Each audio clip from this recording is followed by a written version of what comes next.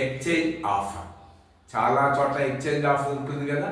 ఉదాహరణకి నా మనసులో తలపులు లేవు, మైండ్ 99% జీరో.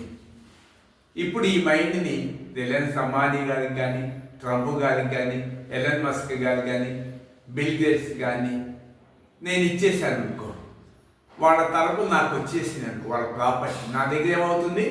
రిలయన్స్ అంబానీ గారిది, ట్రంప్ గారిది, బిల్ గేట్స్ది, ఎలన్ మస్క్ గారి ప్రాపర్టీ అంతా నాది. ఇప్పుడు నిద్రపోయాను, ఏది ఆ తరపులంతా అక్కడే ఉన్నాయి. నేను ఇప్పుడు మళ్ళా లేచి చూసుకొని వాటి గురించి అన్ని లావాదేవీలు చేసుకున్నాను.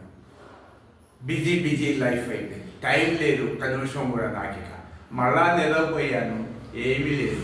గార్డెన్ నిధిలో చచ్చిపోయింది ఈ దేహము, ప్రాణం పోయింది, ఈ శరీరాన్ని కట్టెల్లో కాలుస్తారు. ఆ ప్రాపర్టీ అంతా అక్కడే ఉంటుంది. కాబట్టి ఎక్స్చేంజ్ లాభం లేదు. మైండ్ బతికే ఉన్నప్పుడు, చనిపోయేటప్పుడు జీరో అవ్వాలి. అదే ముఖ్యం.